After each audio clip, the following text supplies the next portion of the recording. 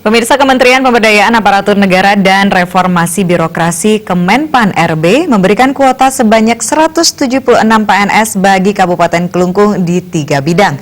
Meski tidak memenuhi kuota, perekrutan PNS ini diharapkan bisa menghasilkan SDM yang berkualitas dan terbebas dari unsur KKN maupun suap. Kemenpan RB telah menyerahkan formasi kebutuhan PNS kepada Bupati Kelungkung sebanyak 176 PNS di 3 bidang, yakni pendidikan, kesehatan, dan bidang teknis. 176 PNS ini nantinya akan dibagi lagi kuotanya dengan rincian bidang pendidikan 70 orang, kesehatan 56 orang, dan teknis 50 orang.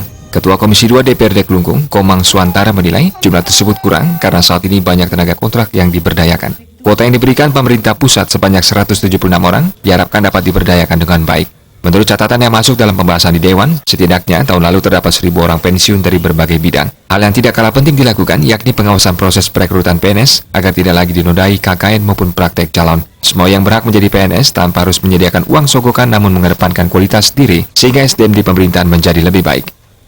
Saya rasa ini merupakan terobosan yang bagus. Karena apa? Karena setiap kalangan juga bisa menjadi PNS, Pak.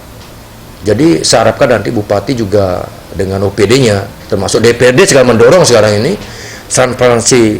transparan daripada pembukaan perekrutan CPNS ini harus dikawal. Jadi mau anak petani, nelayan, bahkan buruh, mereka yang betul-betul pintar, SDM-nya bisa lolos menjadi PNS di Kabupaten Kelungkung. Jadi tidak ada lagi calo, bahkan beberapa juga ada oknum yang sudah terseret hukum, itu sudah tidak ada lagi yang kita dapatkan nanti. Jadi transparan, jadi sumber SDM yang dilahirkan atau yang menjadi PNS ini juga mendapatkan A+ yang baik nanti di Kabupaten Kelungkung, khususnya di pelayanan. Kasus suap dan KKN menjadi persoalan yang kerap mewarnai dalam perekrutan PNS hampir di setiap daerah. KKN tentunya akan menghasilkan SDM yang tidak tepat pada tempatnya dan tidak memiliki kualitas yang dibutuhkan. Hal ini tentunya menyulitkan keinginan mewujudkan pemerintahan yang bersih dan berkualitas atau good governance. Oleh karena itu, setiap praktek curang dalam perekrutan PNS harus ditekan hingga lenyap sama sekali. Terima Jabali TV.